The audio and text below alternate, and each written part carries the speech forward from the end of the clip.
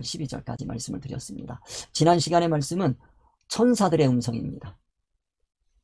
천사들의 음성에 대해서 그 음성, 그건 뭐냐면 어린 양은 능력과 부와 지혜와 힘과 존귀와 영광과 찬송을 받으시기에 합당하도다 하더라. 요거예요. 천사들의 그 음성입니다. 이게. 그리고 13절 오늘 들어가겠습니다. 지난 시간에 다 말씀드려서 다시 말씀드리지 않겠습니다. 궁금하시면 지난 시간 참조하시기 바랍니다.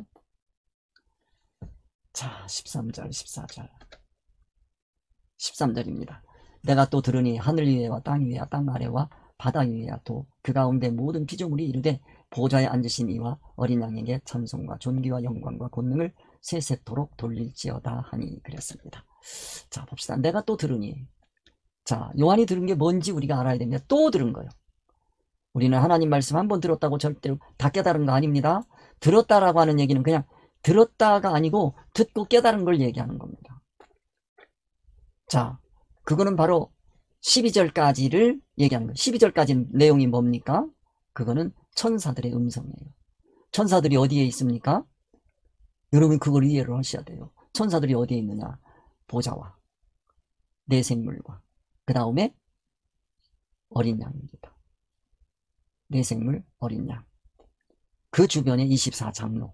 그 주변에 천사들입니다. 퍼져가는 거라고 하는 말씀을 드렸습니다. 이 내용을 여러분들이 꼭 기억을 하셔야 됩니다. 그 천사들이, 그들이 거기에 왜 있느냐? 천사들이라고 하는 것은 이거는 메신저란 말이야. 복음을 증거할 자들이란 말이야. 복음을 증거할 자들이 어디에 있는지를 알아야 됩니다. 그리고 그들이 복음을 증거할 내용들이 뭐냐는 것도 알아야 되는 겁니다. 그거를 우리 지난 12절까지 해서 다 말씀을 드린 거예요. 12절까지 해서 요한이 어린 양에 대한 더 높은 새로운 깨달음이 세계에 대해서 묘사하고 있는 거다 말씀을 드렸어요. 여기 오니까 내가 또 들으니 그랬어요. 요한계시록에서 내가 또 들으니 또 들으니 또 들으니 계속 있는 거예요. 우리도 마찬가지로 말씀 하나를 들으면서 오늘 이 시간에도 여러분들이 깨닫는 바가 있기를 바랍니다. 그게 바로 뭐냐? 보좌와 생물들과 장로들을 둘러선 천사들의 찬양 소리. 그거요. 그건 뭐냐? 하늘 위에와 땅 위에와 땅 아래와 바다 위의 모든 피조물들. 이제 오늘은 그거에 대해서 함께 생각을 해볼 거예요. 그 내가 들으니예요. 그걸 들을 수 있어야 돼. 그래서 뭐를 들었느냐라고 하는 거. 이거는 깨달음의 세계다 하는 걸 여러분들이 꼭 기억하시고요. 그래서 요한계시록 5장 11절에서 내가 또 보고 들으매 그래서 5장 11절에서 12절까지. 이 앞에서는 10절까지. 여기는 뭐예요? 내가 또 보고 들으매 11절에서 내가 또 보고 들으매 이건 뭐예요? 10절까지. 오늘 13절에서 내가 또 들으니 이거는 뭐예요? 12절까지. 12절까지 내용이 뭐냐? 내가 또 보고 들으매 보좌와 생물들과 장로들을 둘러선 많은 천사의 음성이 있으니 그 수가 만만이요 천천이라. 만만 천천 꼭 기억합시다. 만만 천국수, 천천 세상수. 천사는 뭐냐? 천국 진리 이치의 말씀을 가지고 천천입니다. 세상에서 활용하고 이용하고 사용해서 복음을 전하는 거예요. 그게 음성이요. 큰 음성이요. 죽임을 당하신 어린 양은 능력과 부와 지혜와 힘과 존귀와 영광과 찬송을 받으시기에 합당하다라는 거예요. 이거의 복음입니다. 이거를 전하는 거예요. 천사들이. 자, 능력 말씀드렸고 부 말씀 여기서 부는 천국 부입니다. 천국 부는 물질 부하고는 달라요. 하나님의 인격이 부가 되는 거예요. 하나님의 인격이 많이 있는 사람, 즉 하나님의 인격을 많이 닮은 사람은 진리가 풍성한 사람이에요. 진리가 풍성한 사람은 미래를만 볼 수 있어요. 그 미래는 어디요? 천국을 볼 수가 있게 돼요. 그걸 뭐라고 하느냐? 지혜. 천국을 보고 준비하는 그 지혜를 얘기하는 겁니다. 그 다음에 힘. 그것만 가지고 안 되니까 힘이 있어야 돼요. 그 다음 능력하는 거는 타에게 미치는 힘을 얘기하는 것이고 여기에 힘이라고는 자기를 스스로 세울 수 있는 힘인 겁니다. 자기 것을 세워갈 수 있는 힘. 이건 뭐 자체화라고 그렇게 얘기합니다. 진리로 자체화되어 있는 거예요. 그 다음에 존귀. 그게 귀한 거예요. 여기 귀하다라고 하는 것은 천국 것은 귀한 것이고 세상 것은 그거는 다 썩어지고 불타고 없어질 거예요. 없어질 거야. 천국 것이 귀한 것이요. 그것을 이해하시고 존귀와 그 다음에 영광이라고 하는 건 빛된 삶을 얘기하는 겁니다. 승리의 삶을 얘기하는 것이고 찬송이라고 하는 것은 이거는 이 하나님의 것을 내 것 삼는다 그런 뜻이 들어있어요. 그것을 찬송이라고 한다. 우리는 어린 양을 찬송할 수가 없어요. 예수님을 우리가 칭찬할 수가 없어요. 최고의 칭찬은 뭐냐면 예수님께서 우리에게 주신 그 복음의 말씀으로 자체화된 모습을 어린 양에게, 주님에게 보여주는 것이 최고의 찬송이다, 이렇게 생각하시면 돼요.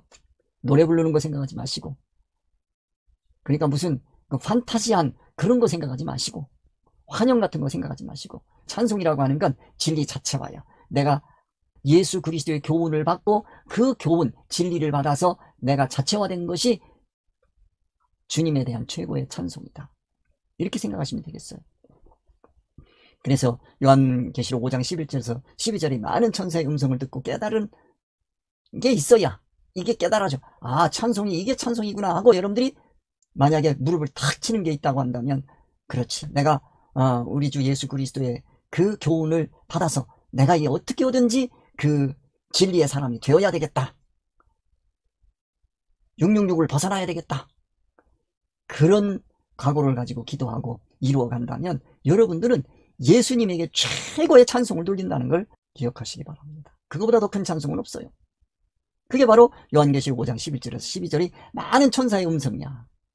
그걸 듣고 깨달은 거, 그래야 13절, 14절을 우리가 이해할 수 있게 됩니다. 이게 들리는 거예요. 14절 말씀이 들릴 수 있어요. 하늘 위에야 땅 위에야 땅 아래와 바다 위에야 또 그 가운데 모든 피조물이 이르되, 그랬어요. 자, 이 하늘 위에와 땅 위에와 땅 아래와 바다 위에, 하늘, 신령천국을 얘기하는 겁니다. 신령천국에서의 삶, 땅, 이건 뭐예요? 이 세상에서의 삶, 땅 아래, 이거는 지하세계, 사망의 세계입니다. 바다, 이거는 물질 이치 속, 물질 이치란 말이에요. 하늘 위에와 땅 위에와, 하늘 위에서, 하늘 위에, 즉 진리의 삶을 사는 하늘 위의 삶, 땅 위의 삶. 이 땅 위에서 우리는 농사를 짓습니다. 땅 위에서 사는 삶이라고 하는 건 생명의 삶이 있고 사망의 삶이 있어요. 그 사망의 삶을 뭐라고 하냐, 땅 아래의 삶이라고 하는 거예요. 하나님의 의사성 없이 땅에서, 이 땅에, 이 세상에서 사는 거는 사람들이 볼 때는 땅 위에 있는 것 같지만 그건 땅 아래에 있는 거예요. 수준 이하요. 짐승 같은 삶이죠. 그런 걸 여러분들이 이해를 하셔야 돼요. 바다 위에와 바다 하는 거는, 이거는 물질 이치입니다. 우리 그리스도인들은 바다 위를 걸어갈 수 있어야 돼요. 예수님이 걸어가는 걸 보여주셨단 말이에요. 그걸 우리는 뭐라고 그랬느냐, 유리바다라고 그랬어요. 물질 이치를 훤히 내다볼 수 있어야 돼요. 그래서 하늘 위에와 땅 위에와 땅 아래와 바다 위에와 또 그 가운데 모든 피조물이야. 모든 피조물. 이 피조물이라고 하는 거는 크게 나누어 봅시다. 피조물만 이해하시면 되겠어요. 피조물은 구원의 대상입니다. 그걸 여러분들이 생각하셔야 돼요. 구원의 대상이 누구냐? 자, 모든 피조물. 피조물은 둘로 나눌 수 있어요. 이 세상이 피조물입니다. 자, 첫째, 생물이 있어요. 생물하면 여러분들 다 기억날 거예요. 무생물. 자, 생물은 무생물들을 이용하고 활용하고 사용하고 씁니다. 그래서 자기의 생명을 유지하는 거예요. 그게 생물이야. 그래서 생물은 무생물을 활용하고 이용하고 사용한다, 이렇게 생각하시면 되겠어요. 그런데 생물도 두 가지가 있어요. 동물이 있고요, 식물이 있어요. 식물은 무생물을 이용하고 활용하고 사용할 수 있지만, 이 동물은 식물과 무생물을 다 같이 쓸 수 있는 존재입니다. 움직이는 존재야. 식물은 움직이지를 못하는 거예요. 신앙에서 우리 생각해 봅시다. 신앙에서 나는 살았나? 난 생명이 없나? 무생물인가? 생각해 보시고, 나 살았다 그렇게 단순하게 생각하지 마세요. 생물이 살았다는 게 뭐냐? 그 생물에는 동물과 식물이 있어요. 동물이나 식물이나 다 살아있는 거야. 그런데 동물은 움직일 수 있어요. 운동이 있어요. 식물은 움직이지를 못해. 한 곳에 있어. 식물이야. 이동이 없어요, 식물은. 그러니까 나는 식물 같은 사람인가, 동물 같은 사람인가? 내가 마음대로 갈 수 없다. 그런 것도 생각해 보시고. 동물은 식물과 무생물을 다 사용할 수가 있어요. 식물은 동물에게 당할 수밖에 없지. 수단이야. 동물은 식물이나 무생물을 자신을 위해서 사용하고 활용하고 이용할 수 있어요. 동물도 두 가지야. 인격체와 비인격체로나. 이게 뭐 동물 할 때 짐승 이렇게 하면 좋겠는데, 좀 그게 그래서 인격체와 비인격체로 나누겠습니다. 동물 중에서도 인격, 여기서 인격이라고 하는 건 하나님의 공유적 속성, 우리 인간이 꼭 가져야 될 하나님의 속성이란 말이에요. 그걸 인격이라고 하는 거예요. 우리 인간의 고유, 인간들이 얘기하는 그 인격은 인격이 아닙니다. 사실은 그건 비인격이야. 그래서 여기서 인격체 이렇게 얘기하면 하나님의 성품, 하나님의 인격을 인격체라고 한다. 그러니까 성도, 이 피조물 중에서 하나님의 인격을 가질 수 있는 존재, 그거를 뭐라고 하느냐면 기독교인이라고 하는 겁니다. 예수 그리스도로 거듭난 사람이야. 이 사람뿐이요. 우리가 예수 그리스도를 믿는다는 게 얼마나 복된 건지 몰라요. 그 인격체야. 그 인격체를 여러분들이 생각하시면서 그 인격체는 비인격체와 식물과 무생물을 다 이용하고 활용하고 사용할 수 있어요. 여기서 말씀드리는 내용이 그겁니다. 우리가 깨달아야 되는 거는 하늘 위에와 땅 위에와 땅 아래와 바다 위에와 그랬어요. 그 가운데 모든 피조물이야. 보면 모든 피조물들은 인격체를 위해서 존재한다. 그런 얘기요. 그런데 이 모든 피조물들이 하는 얘기가 있단 말이에요. 그걸 뭐라 그러냐. 4절입니다. 보좌에 앉으신 이와 어린 양에게 찬송과 존귀와 영광과 권능을 그랬단 말이에요. 보좌에 앉으신, 보좌하면 기억해야 됩니다. 이 보좌하면 기억해야 되는 거예요. 자, 보좌에 앉으시니 그랬단 말이에요. 이 보좌? 그럼 이건 권세가 나오는 자리입니다. 위란 말이에요. 위. 보좌, 위. 이거는 권세가 나오는 자리야. 그 자리는 아무나 앉을 수 있는 게 아닙니다. 하나님의 온전한 인격을 가진 자만이 다 앉을 수 있어요. 하나님만이 앉으실 수 있단 말이야. 그 보좌란 말이야. 그래 보좌에 앉으시니와 하나님과 그 다음에 어린 양 하게 되면 왜 어린 양이라고 했느냐 기억해야 됩니다. 하나님께 드려진 삶을 어린 양이라고 한다. 예수 그리스도의 33년의 삶은 하나님께 드려진 삶이에요.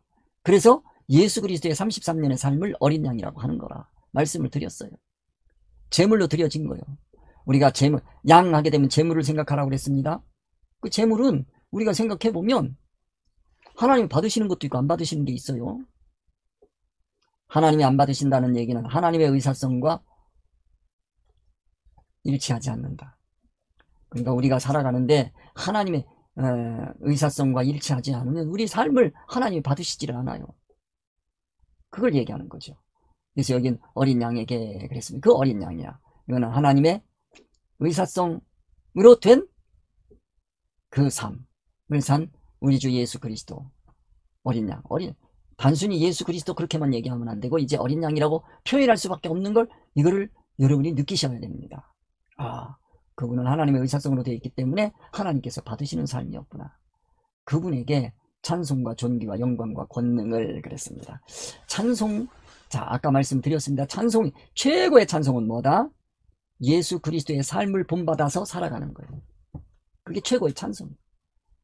이후로는 찬송을 하는데 예수 닮은 게 하나도 없어. 그리스도인이라고 하면서 그리스도인다운 게 하나도 없어. 오늘날 보면 우리가 참 마음 아픈 것이 기독교인이 맞나? 여러분 이렇게 또 얘기를 하면 일반 윤리 도덕적으로 너 예수 믿는 거 맞아? 이런 얘기하면 안 됩니다. 일반 윤리 도덕 위에 있는 하나님의 법, 하나님의 의사성에 맞느냐는 거요.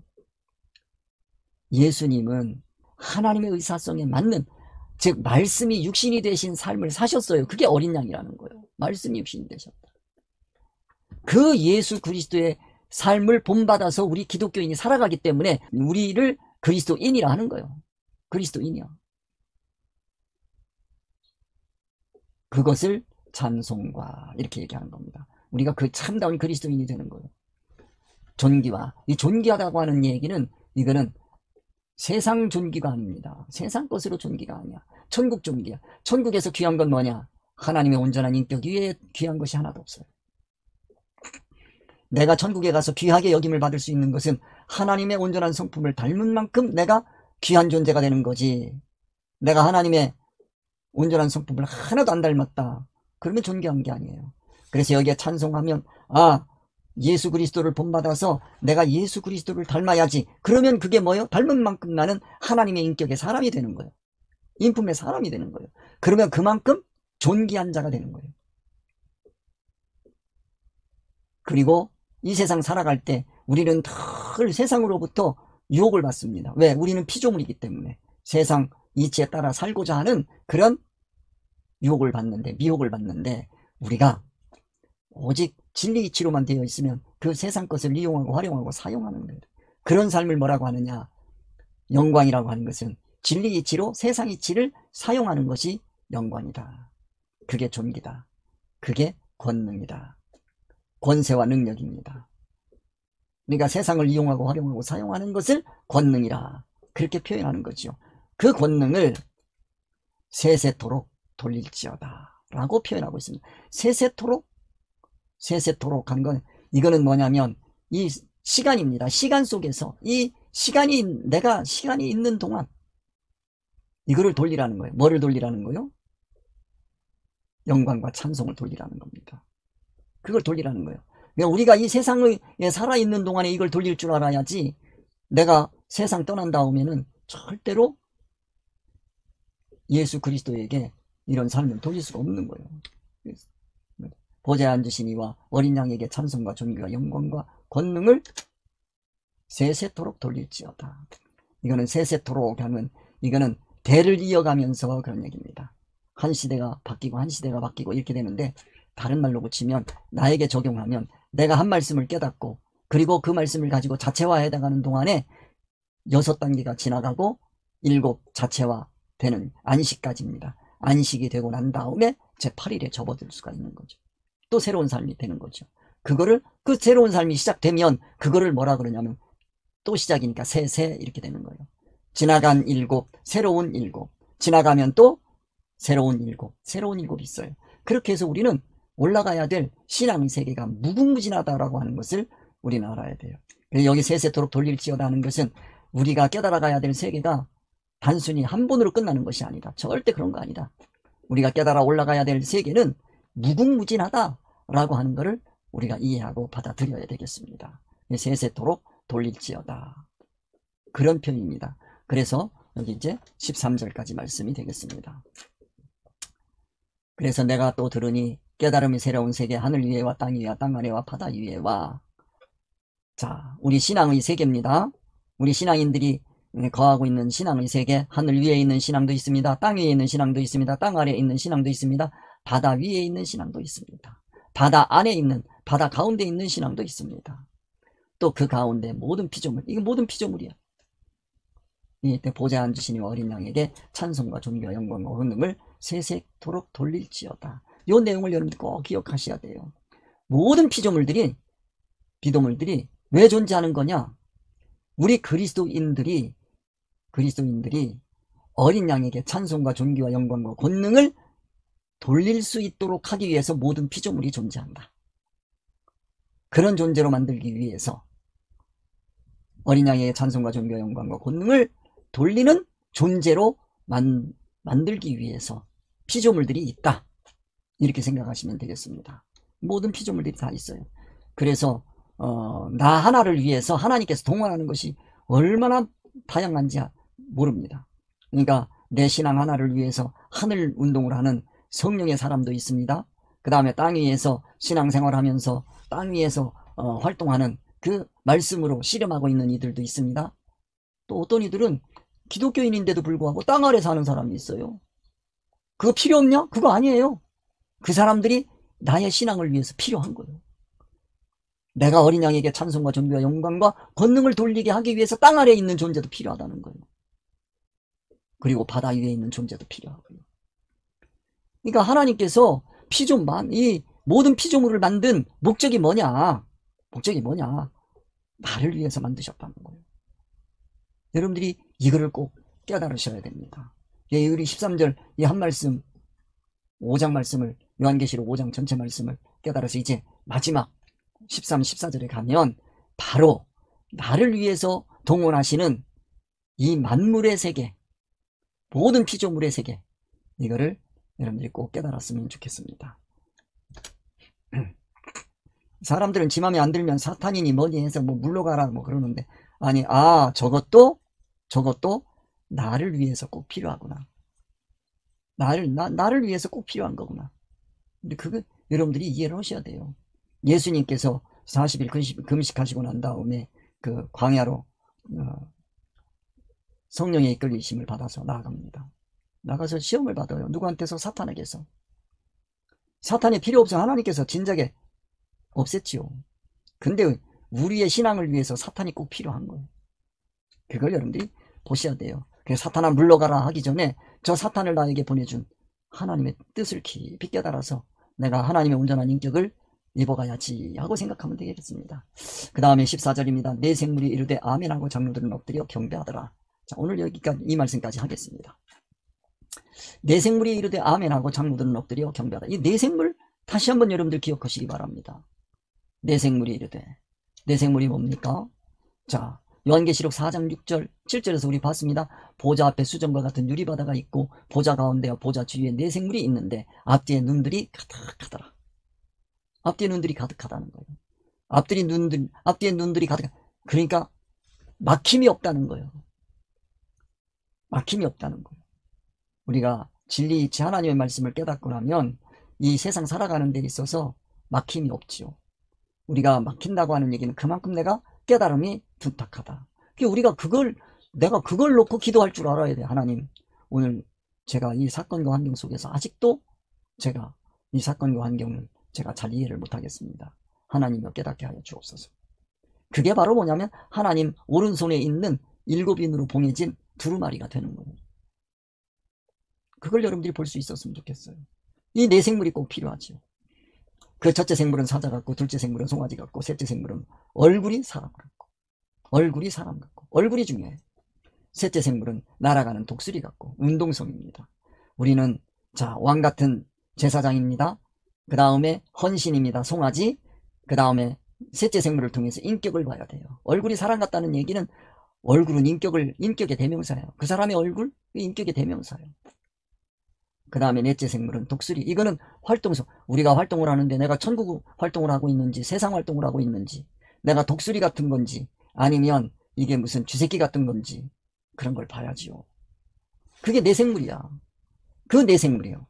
내 생물. 즉 뭐냐면 이거는 예수 그리스도의 33년의 삶이라고 그랬어요. 삶의 원리. 우리 기독교인의 삶의 원리를 내 생물로 표현하는 거다. 우리는 예수 그리스도를 닮아 살아야 되거든요. 그 삶, 그게 살아있는 거예요. 아닌 건 전부 죽은 삶이에요. 죽은 거야. 앞에서 피조물 하는 데서 우리가 배웠어요. 모든 피조물. 죽은 것도 있어요. 나는 산 건지 죽은 건지.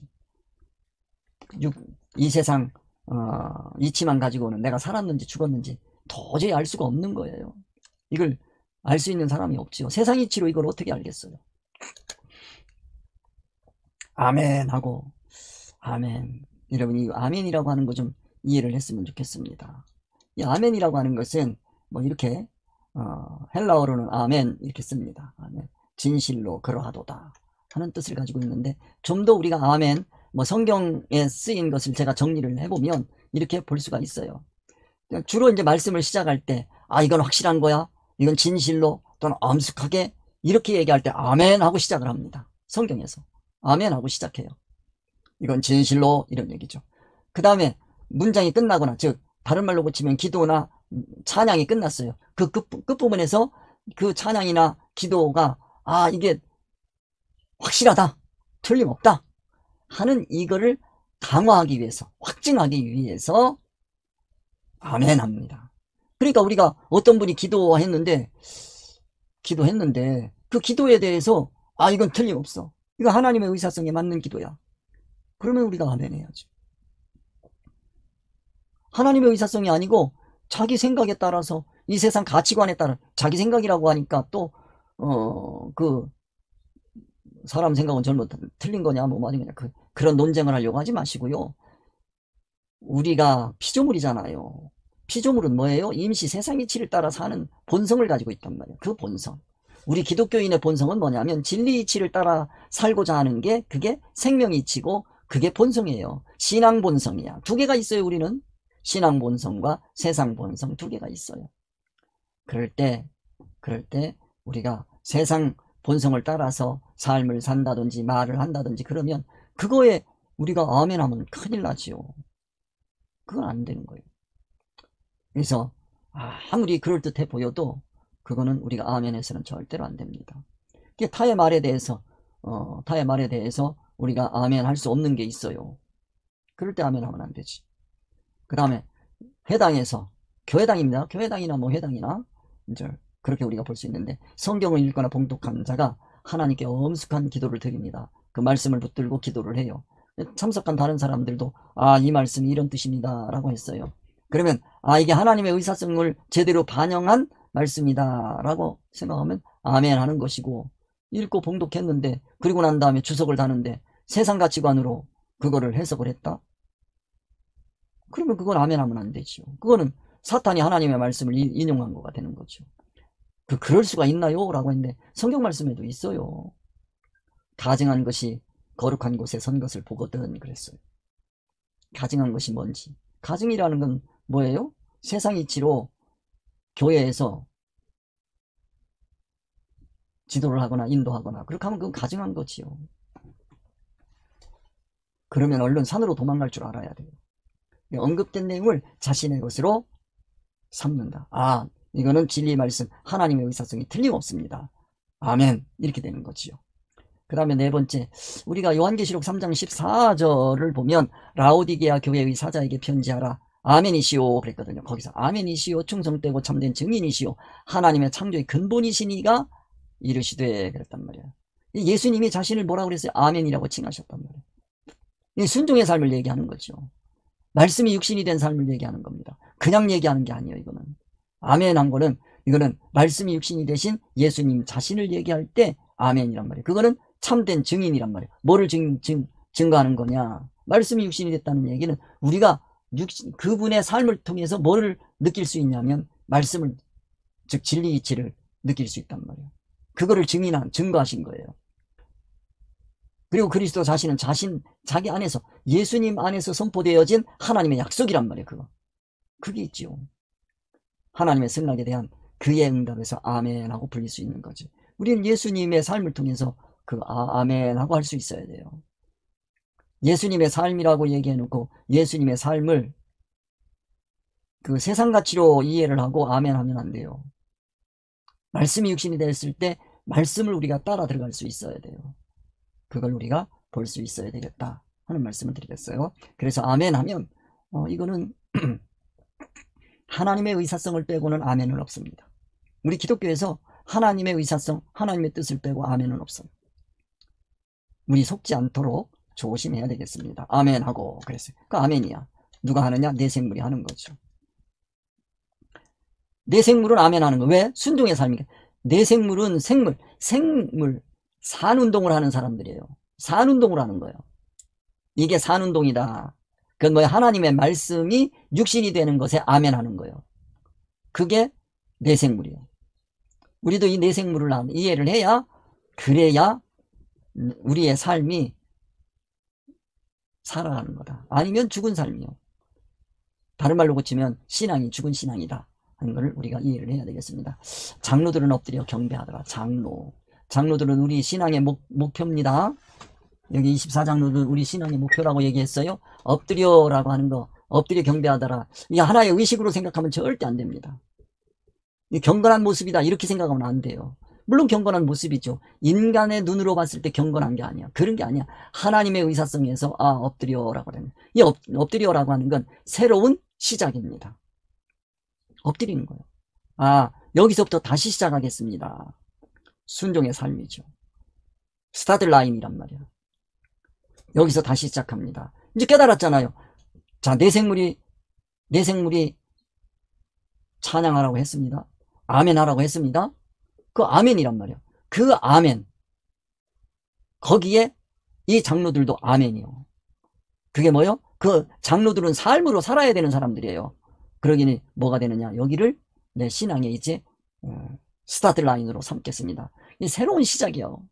새로운 시작. 그리고 경배하더라. 경배라고 하는 것은 그냥 예배만 생각하지 마시고요. 이 삶이 하나님의 의사성과 하나가 되어갈 때 그게 경배가 되는 겁니다. 예배가 되는 겁니다. 하나님의 의사성에서 벗어난 것은 경배가 될 수 없어요. 제사가 될 수 없어요. 예배가 될 수가 없어요. 경배. 그러니까 이거를 하나의 의식으로만 생각하지 말고 우리 교회의 예배가, 여러분들이 드리는 모든 예배가 한 말씀 깨닫고 나면 거기에 엎드려져야 돼. 여기서 내가 다시 시작해야지. 그리고 거기서부터 쌓아 올라가는 게 있어야 돼. 그게 경배야. 닮아가겠습니다. 닮아가겠습니다. 예수님의 온전한 인격으로 이루어가겠습니다. 성숙해가겠습니다. 자라가겠습니다. 그게 엎드려 경배하는 거예요. 의식 치르고 나서 자기 인격에 변화가 없다. 그건 경배한 것도 아니고 엎드린 것도 아니에요. 자기가 지금까지 올라왔던 거 그거 다 보고 내가 여기 이 엎드려 놓은 거 이거 다 다시 시작하겠습니다. 여기서 깨달은 말씀 가지고 다시 시작하겠습니다. 그런 것이 예배가 된다 하는 말씀을 드릴 수가 있겠습니다. 그렇게 해서 요한계시록 5장 말씀을 다 끝마친 것으로 하겠습니다. 여러분들 돌아오시면서 이 내생물이 아멘 하는 거, 그 다음 모든 피조물들이 아멘 하는 거, 그것을 동원하신 하나님의 의사성을 여러분들이 깨닫고 순종의 삶을 살아가야 되겠습니다. 그래서 우리가 요한계시록 5장을 통해서 장로들이 엎드려 경배하는 그 모습을 통해서 어린 양과 의사 단일의 삶이 인생의 최고의 목적임을 신앙 고백하는 거다 하는 걸 알고, 나도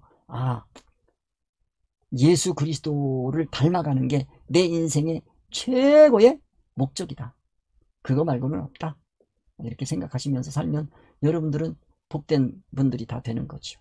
그렇게 해서 이제 이 말씀을 가지면 이제 6장 말씀이 이제 새롭게 또 펼쳐질 겁니다. 이것이 안 되면 6장 말씀이 이해가 안 됩니다. 다시 한번 돌아보시고 꼭 복된 나날 되시기를 주님의 이름으로 축원드립니다. 우리 함께 주님 가르쳐 주신 기도하고 마치겠습니다. 하늘에 계신 우리 아버지여, 이름이 거룩히 여김을 받으시오며 나라에 임하오시며 뜻이 하늘에서 이루어진 것 같이 땅에서 이루어지이다. 오늘날 우리에게 일용할 양식을 주옵시고 우리가 우리에게 죄 지은 자를 사하여 준 것 같이 우리 죄를 사하여 주옵시고 우리를 시험에 들게 하지 마옵시며 다만 하게 수고하옵소서. 나라와 권세 영광이 아버지께 영원히 있사옵나이다. 아멘.